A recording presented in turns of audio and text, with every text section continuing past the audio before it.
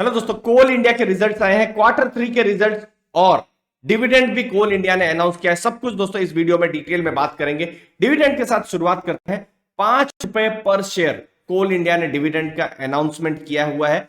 अगर हम देखें, अगर इस फाइनेंशियल ईयर में ऑलरेडी 9 रुपए का जो डिविडेंड है उन्होंने डिक्लेयर किया हुआ था दिसंबर के महीने में, दिसंबर 2021 में। तो अगर आप देखते हैं तो टोटल अभी तक 14 रुपीज का डिविडेंड कोल इंडिया की तरफ से डिक्लेयर हो चुका है दोस्तों। अगर इस फाइनेंशियल ईयर की बात करें, पिछले फाइनेंशियल ईयर में 16 रुपए का डिविडेंड था, 7.5 रुपए, 5 रुपए और फिर 3.5 रुपए का। तो टोटल 16 रुपए का 3 बार का डिविडेंड था दोस्तों। अब 5 रुपए का डिविडेंड है तो इंपॉर्टेंट डेट यहां पर रहेगी February 21। ये एक्स डिविडेंड डेट है।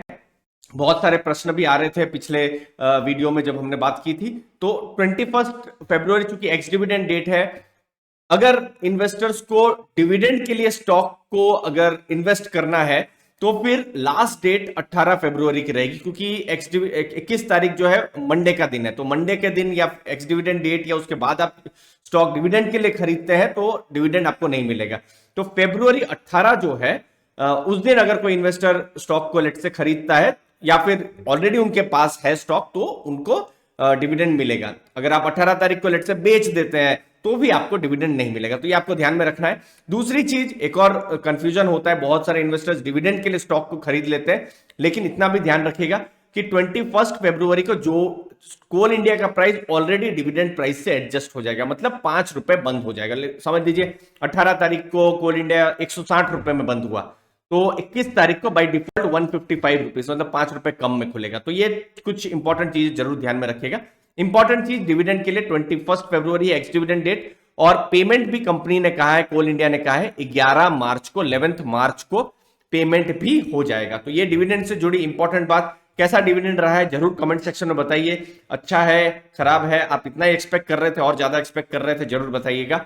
अब इनकम की बात करते हैं। 29,046 करोड़ की इनकम हुई है क्वार्टर 3 फाइनेंशियल ईयर 22 में, मतलब अक्टूबर से दिसंबर 2021। अगर हम 2020 अक्टूबर से दिसंबर के साथ कंपेयर करें तो एक सिग्निफिकेंट जंप है। 24,334 करोड़ की इनकम थी तो इस बार बढ़ी है। क्वार्टर 2 जुलाई से सितंबर के साथ कंपेयर करें तो उस समय 24,072 करोड़ की इनकम थी। तो इस बार अगर हम क्वार्टर 3 में देखें तो बहुत हद तक इनकम जो है इंक्रीज हुई है।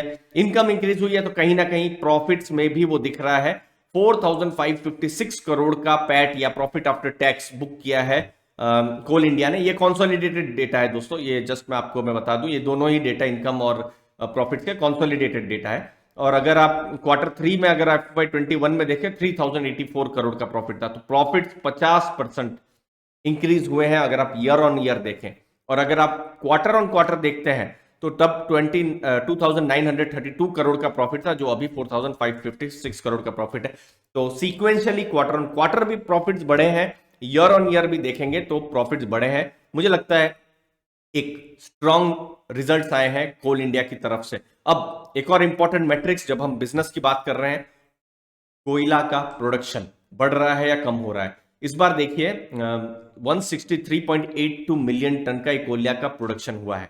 वही आप देखेंगे 2020 में, वही अक्टूबर से दिसंबर 156.78 मिलियन टन हुआ था। तो एक इंक्रीज हुआ है। अगर आप क्वार्टर ऑन क्वार्टर देखते हैं तो बहुत बड़ा इंक्रीज है, 125.83 मिलियन टन था। अब प्रोडक्शन हो गया, फिर उसके बाद ऑफटेक है। ऑफटेक अलग चीज होती है। ऑफटेक जनरली थोड़ा सा ज्यादा रहता है, मतलब प्रोडक्शन के बाद जरूरी नहीं है ना कि सब कोयला इंडस्ट्री में चला जाए, वो पिट्स में रहता है और फिर बाद में इंडस्ट्री में जो जाता है, जो ऑफटेक है वो अलग डेटा रहता है। ये जैसे यहां पर है तो 173.77 मिलियन टन अभी फिलहाल ऑफटेक हुआ है। वही अगर आप क्वार्टर ऑन क्वार्टर कंपेयर करें तो ज्यादा है, 147.43 मिलियन टन था, और वही पिछले साल 154.46 मिलियन टन था। तो कहीं ना कहीं चाहे ESG कंसर्न्स की बहुत सारी हम नैरेटिव सुनते रहते हैं, बहुत सारी क्लीन एनर्जी और उनके ट्रांजिशन की बात करते रहते हैं, बट कोयले का यूजेज अभी भी है और ये रियलिटी है। इन रिजल्ट से बिल्कुल पता चल रहा है। हम शायद 10-15 साल या फिर कुछ साल आगे क्या हम सोच रहे हैं रिन्यूएबल्स और बाकी सब चीजों पर, बट फिलहाल प्रेजेंट में थर्मल पावर या फिर जो कोयला है अभी भी बहुत हद तक हमारे आपके लाइफ का हिस्सा है और वो इन रिजल्ट्स में दिखा रहा है। थोड़ा सा पीछे ले जाऊं, अक्टूबर में हम लोग न्यूज भी बहुत सुन रहे थे, बहुत सारी नेशनल न्यूज भी आ गई थी, कोयला किस हिसाब से जो बारिश हुई थी या अलग अलग कारण के कारण से बिल्कुल कोयला कुछ दिनों का ही रह गया था। तो कोयला अभी फिलहाल रिक्वायरमेंट है और कोल इंडिया के नतीजे सेम चीज को अभी रिफ्लेक्ट कर रहे हैं, बट आने वाला टाइम ही बताएगा क्या ट्रांजिशन होता रहेगा या फिर कोयले पर ऐसे ही जो डिपेंडेंस है, एनर्जी डिपेंडेंस बनता रहेगा। अपने व्यूज उस चीज पर भी दोस्तों जरूर बताइएगा, बट फिलहाल अगर हम देखें रिजल्ट्स, एक स्ट्रॉन्ग रिजल्ट्स बिल्कुल दिख रहे हैं। धन्यवाद आपके टाइम के लिए, थैंक यू वेरी मच दोस्तों।